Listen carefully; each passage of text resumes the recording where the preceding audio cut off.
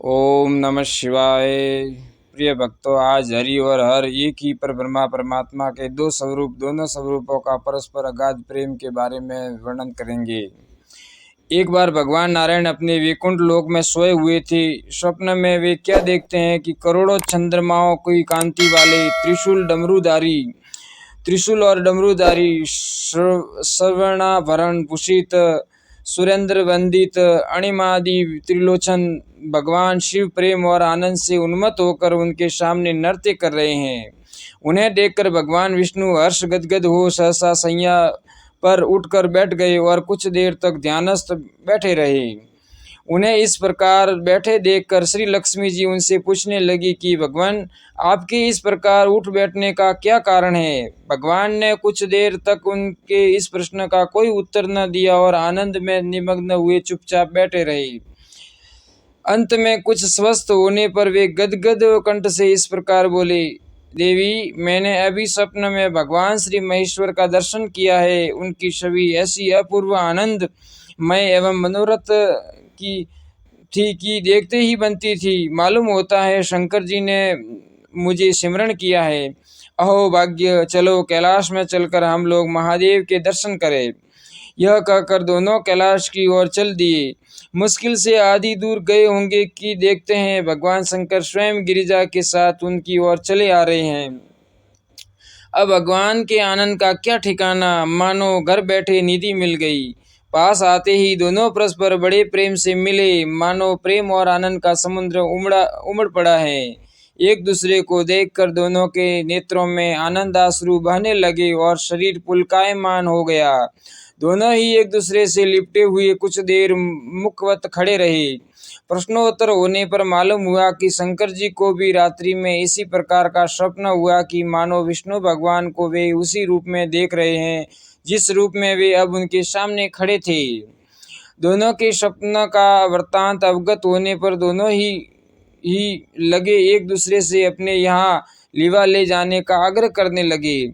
नारायण कहते हैं वैकुंठ चले और शंभु कहते हैं कैलाश की ओर प्रस्थान कीजिए।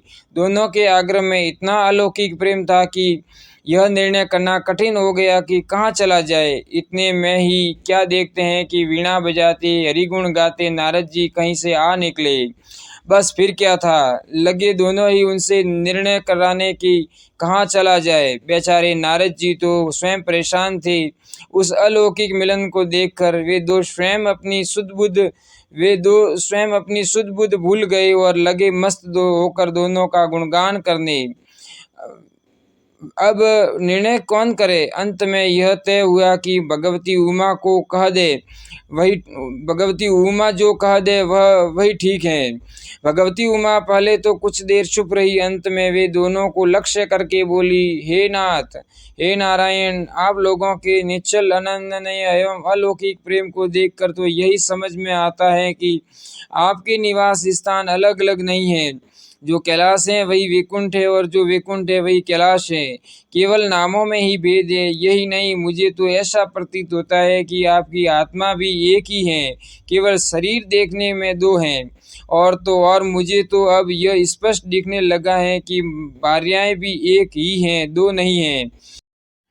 जो मैं हूँ वही लक्ष्मी है और जो श्री लक्ष्मी है वही मैं हूँ। केवल इतना ही नहीं, मेरी तो अब यह दृढ़ धारणा हो गई है कि आप लोगों में से एक के प्रति जो द्वेष करता है वह मानो दूसरे के प्रति ही करता है। एक की जो पूजा करता है स्वाभाविक ही दूसरे की भी करता है, और जो एक को अपूज्य मानता है वह दूसरे को की भी पूजा नहीं करता। मैं तो ये समझाती हूँ कि आप दोनों में जो भेद मानता है उसका चिरकाल तक घोर पतन होता है। मैं देखती हूँ कि आप लोग इस प्रसंग में अपना मध्यस्थ बनाकर मानो मेरी प्रवंचना कर रहे हैं, मुझे चक्कर में डाल रहे हैं, मुझे बुला रहे हैं। अब मेरी यह प्रार्थना है कि आप लोग दोनों ही अपने अपने लोक को पधारिए। श्री विष्णु यह समझे कि हम शिव रूप से वैकुंठ जा रहे हैं और महेश्वर यह माने कि हम विष्णु रूप से कैलाश गमन कर रहे हैं। यह उत्तर को सुनकर दोनों परम प्रसन्न हुए और भगवती उमा की प्रशंसा करते हुए दोनों प्रणामालिंगन के अनंतर हर्षित हो अपने अपने लोक को चले गए। लौटकर जब श्री विष्णु वैकुंठ पहुँचे तो श्री लक्ष्मी जी उनसे पूछने लगी कि प्रभु सबसे अधिक प्रिय आपको कौन है। इस पर भगवान बोले, प्रिय मेरे प्रियतम केवल श्री शंकर हैं। ओम नमः शिवाय। देहधारियों को अपने देह की भांति वे मुझे अकारण ही प्रिय हैं, क्योंकि वास्तव में मैं ही जनार्दन हूँ और मैं ही महादेव हूँ। अलग अलग दो घड़ों में रखे हुए जल की भांति मुझमें और महादेव में कोई अंतर नहीं है। शंकर जी के अतिरिक्त शिव की आराधना करने वाला शिव भक्त भी मुझे अत्यंत प्रिय है। इसके विपरीत जो शिव की पूजा नहीं करते वे मुझे कदापि प्रिय नहीं हो सकते। भक्तों, बृहद पुराण के पूर्व खंड में वर्णित उपरोक्त प्रसंग से स्पष्ट हो जाता है कि भगवान शिव की उपासना करने से समस्त देवी देवताओं की उपासना हो जाती है। अतः मानव प्राणी को भगवान शिव की उपासना कर सर्वोत्तम लाभ, समस्त कामनाओं की पूर्ति एवं मोक्ष का मार्ग प्रशस्त करना चाहिए। ओम नमः शिवाय। सत्यम शिवम सुंदरम। भक्तों, ऐसे ही धार्मिक सत्संग के वीडियो सुनने के लिए चैनल को सब्सक्राइब करिए।